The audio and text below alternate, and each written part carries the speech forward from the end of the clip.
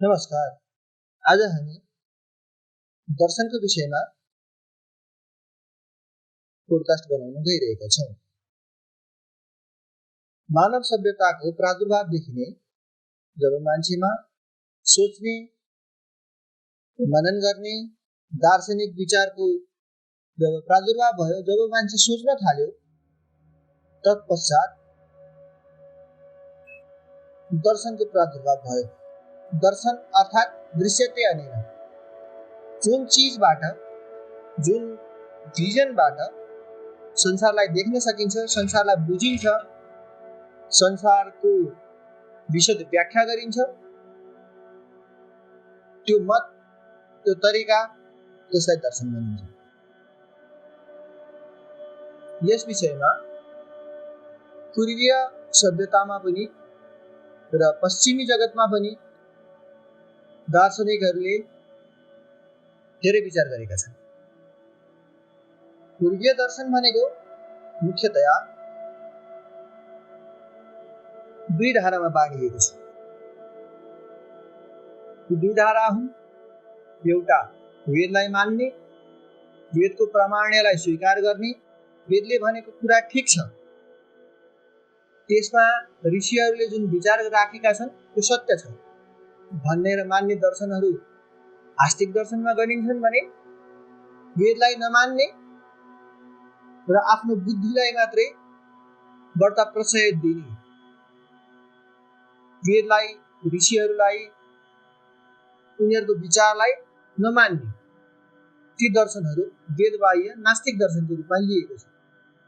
यहाँ विचारणीय कुरा के छ भने ईश्वर अर्थात् भगवान मान्नु र नमान्नुमा आस्तिक र नास्तिक भनेर भेद गरिएको छैन।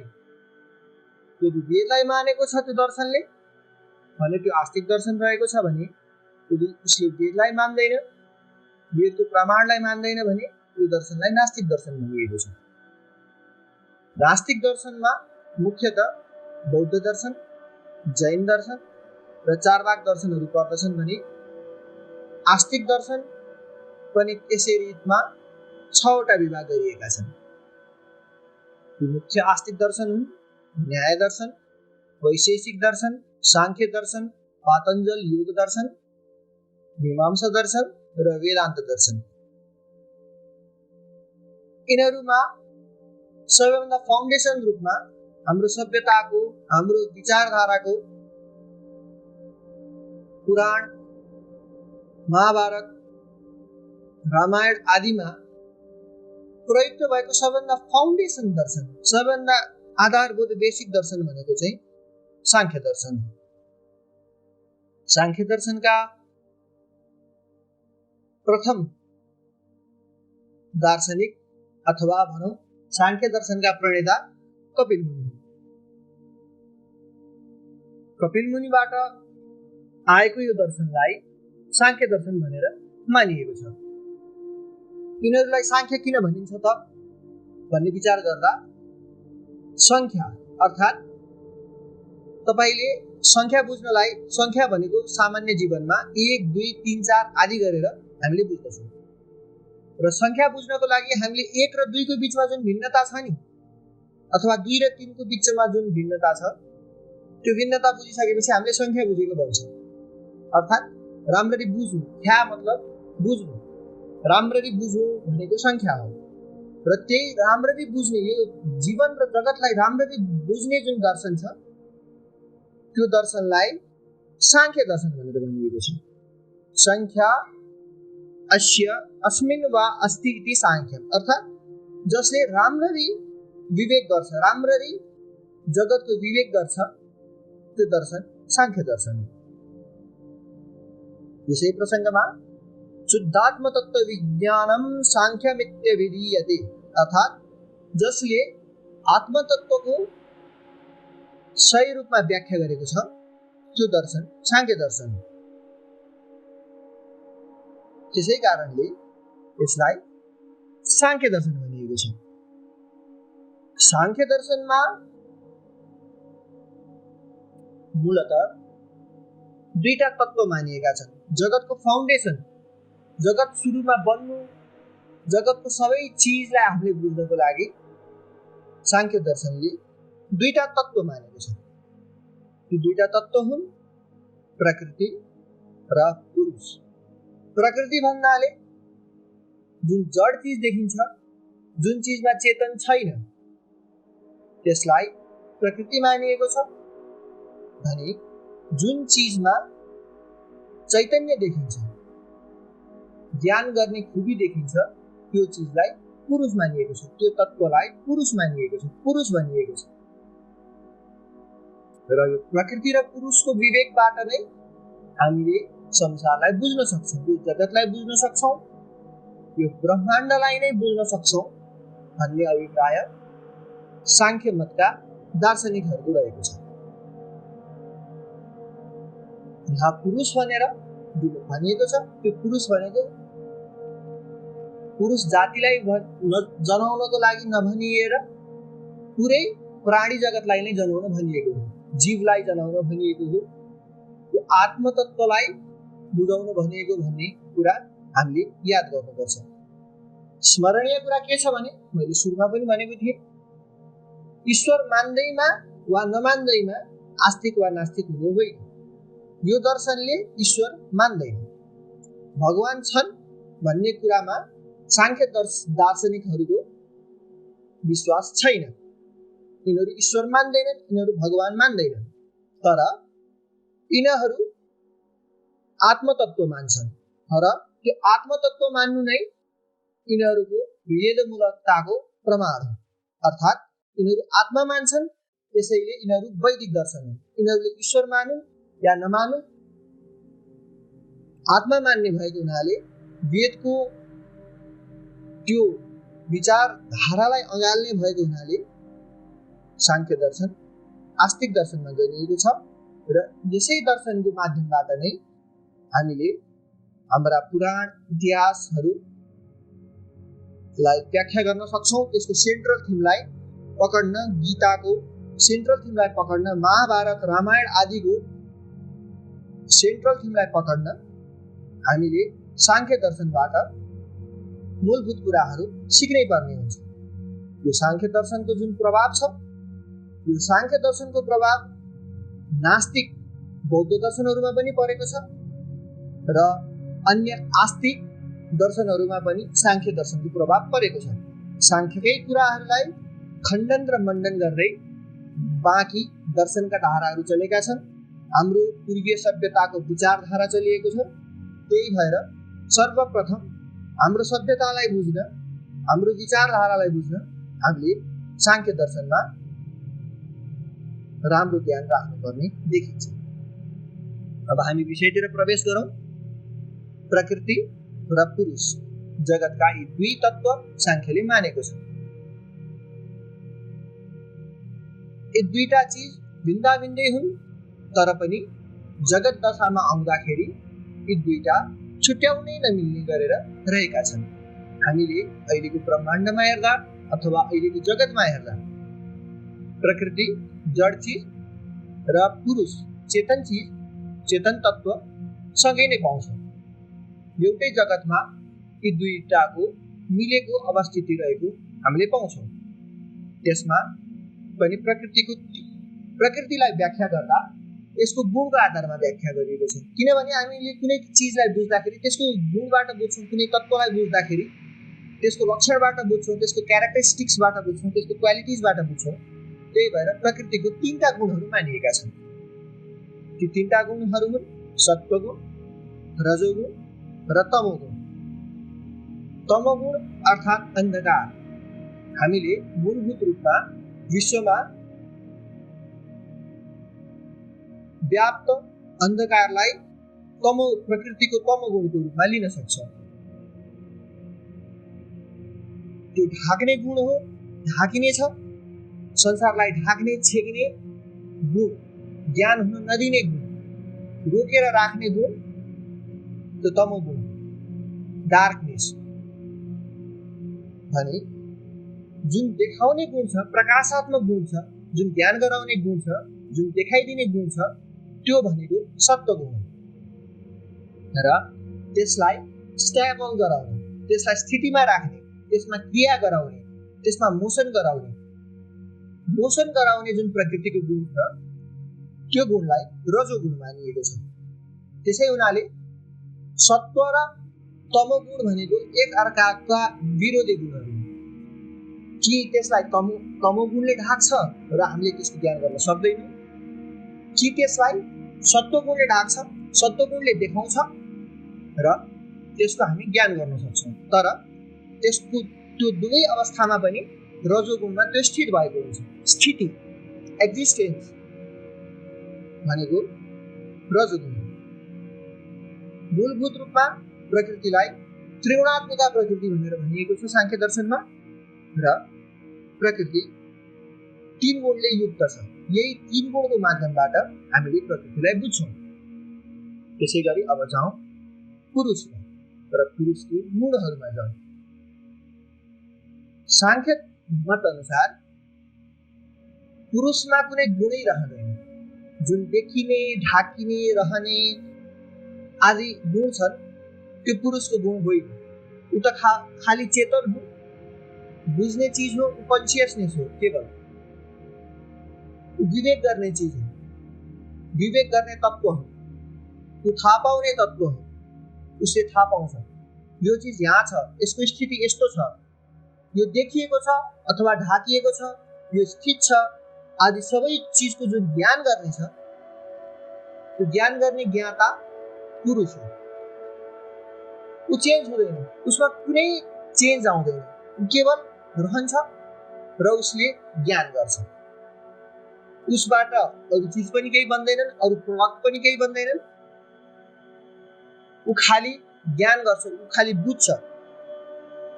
र ऊ यो परमाणुको जुन समूह छ, यो परमाणुको समूहभन्दा ऊ भिन्न छ। संसारमा जुन परमाणुको स्थिति मानिएको छ, परमाणुहरू मिलेर जुन संसार बनेको छ, त्यो परमाणु मिलेर बनेको संसार भन्दा, त्यो परमाणुको संघात भन्दा ऊ फरक चिज हो, ऊ फरक तत्त्व हो भनेर पुरुषलाई यसरी मानिएको छ। र हामीले विचार गर्दा पनि यो सबैभन्दा प्रारम्भिक मत हो। जड चिज प्रकृति हुन् भने, त्रिगुणात्मिका प्रकृति हुन् भने, निर्गुण विवेकी चेतन पुरुष हो। पुरुषको लाई बुझाउने माध्यमहरू यिनै हो। र यो जगतमा हामीले देख्छौँ जड चिजहरू पनि छन् र चेतन पनि छ। जड र चेतन जुन मिलेर बसेका छन् जगतमा आइपुग्दाखेरि, त्यो निर्गुण पुरुषमाथि प्रकृतिको प्रभाव देखिएको छ, प्रकृतिको गुणहरूको प्रभाव देखिएको छ। त्यसमा सत्वगुण जुन छ, सत्वगुणले पुरुषमा आनन्दको अभिव्यक्ति गराउँछ, उसलाई ज्ञान गराउँछ। पुरुष स्वयं त निर्गुण हो, पुरुष त केवल थाहा पाउने विवेकी मात्रै हो, तर उसलाई आनन्द, मैले यो थाहा पाएँ, ज्ञान आदि प्रभाव प्रकृतिको सत्वगुणको कारण परेको छ। त्यस्तै जुन ढाकिने स्थिति छ, पुरुषले नबुझ्ने, पुरुष मोहमा जाने, साक्षात रूपमा यो जगत के हो, चेतन तत्त्व फरक हो र म प्रकृति भन्दा म भिन्न छु भन्ने कुरा नबुझ्ने कारण प्रकृतिको तमोगुणको प्रभाव हो भनेर मानिएको छ। त्यस्तै जुन जगतमा पुरुषको क्रियाहरू देखिन्छन्, जुन पुरुषको चलनात्मक स्थितिहरूमा देखिन्छन्, यी सबै प्रकृतिको रजोगुणको परिणामहरू हुन्। सत्वले आनन्द दिन्छ, रजोगुणले पुरुषलाई स्थिर गराउँछ भने तमोगुणले पुरुषलाई ढाकिदिन्छ। यसको प्रभाव त्यो निर्लिप्त पुरुषमा परेको देखिन्छ। सत्वगुणको कारणले हर्ष, सुख आदि विविध अनुभूतिहरू पुरुषलाई आउँछ। रजोगुणको कारण पुरुषले क्रिया गर्छ, चलमलाहट गर्छ र तमोगुणको कारणले पुरुष मोहमा पर्छ। उसले वस्तुको जुन स्वाभाविक स्थिति छ, स्वाभाविक स्थितिलाई उसले बुझ्न सक्दैन, जगतलाई उसले बुझ्न सक्दैन। त्यो उसमा तमोगुणको प्रभाव परेको। यसरी सांख्य दार्शनिकहरूको मत के देखिन्छ भने प्रकृति र पुरुष दुईटै फरक फरक तत्त्व हुन्। प्रकृति र पुरुषको जुन स्थिति छ तिनीहरू एक अर्कामा कार्य र कारणको रूपमा रहेको हुनाले नै त्यस्तो भएको हो।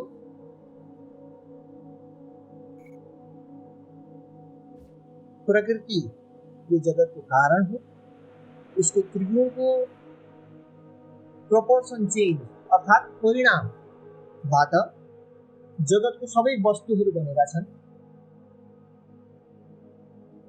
त्यसै हुनाले सांख्यलाई कार्य कारणवादमा सबैभन्दा सुरुमा व्याख्या गरिएको दर्शन सांख्य दर्शन हो। उसले जड प्रकृतिलाई सुरुको कारण मान्छ र जड प्रकृतिकै सत्व, रज र तमोगुणको न्यूनाधिक्यले फरक फरक वस्तुहरू बन्छन् भनेर उसले मान्छ।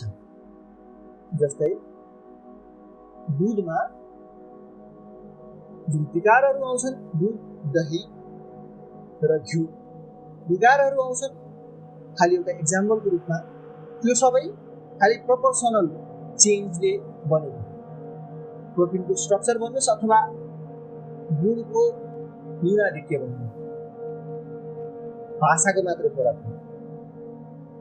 त्यसै कारणले यो दर्शनलाई सत्कार्यवादको अन्तर्गतमा राखिएको छ। अर्थात् जुन चिज छ पहिलेदेखि त्यसै चिजबाट नै परिणत भएर चेन्ज आएर त्यसमा जगत बनेको छ भनेर सत्कार्यवाद सांख्य दर्शनको मूलभूत सिद्धान्त हो। उसले दुवै चिज छन् सुरुमै अथवा सृष्टिको प्रारम्भिक स्थितिमै दुईटा तत्त्वहरू मानेको छ उसले, एउटा प्रकृति र अर्को पुरुष, र यो दुईटाकै कार्यको रूपमा सारा जगतलाई उसले हेरेको छ। प्रारम्भिक रूपमा हामीले बुझ्नुपर्ने चिज भनेको सांख्य दर्शनमा जड प्रकृति र चेतन पुरुष फरक फरक तत्त्व हुन्। युनिभर्स र कन्सियसनेस फरक चिज हो। यिनीहरूको स्थिति अहिले एउटै देखिए तापनि प्रकृति र पुरुष भिन्न तत्त्व हुन् र त्यो भिन्न तत्त्वहरूको जसले राम्ररी विवेक गर्न सक्छ, अर्थात् शुद्ध आत्मतत्त्व विज्ञान जसले गर्न सक्छ, त्यो नै सांख्य हो। जुन मानवको जीवनमा दुःख परेको छ, पुरुषलाई जुन दुःख आइपरेको छ, मानवलाई होस् या गाईलाई होस् या बाँदरलाई होस् या कमिलालाई होस् या चरालाई होस्, त्यो पुरुषलाई जुन दुःख आइपरेको छ त्यो दुःख प्रकृतिको तीनटा गुणकै कारणले आइपरेको हो। पुरुष त निर्लिप्त छ, चेतन निर्लिप्त छ, तर उसमा त्यो गुणको प्रभावले सुख, दुःख र मोह आदि अवस्थाहरू आइपर्छन् जगतको स्थितिमा। सबैले त्यो भान गर्छन्। सबैको जिन्दगीमा आहार निद्रा भयमै तुल्छ समान एकत पशुवीर नराणा। अर्थात् आहार भोजन गर्नु, अन्न ग्रहण गर्नु, विहार भनेको क्रिया गर्नु, यताउता चलमलावट गर्नु, भय डर र मैथुन अर्थात् सन्तान उत्पादन, यो सबै प्राणीले गर्छन्। सबै प्राणीको स्वाभाविक स्थिति आहार निद्रा भय र मैथुन नै हो।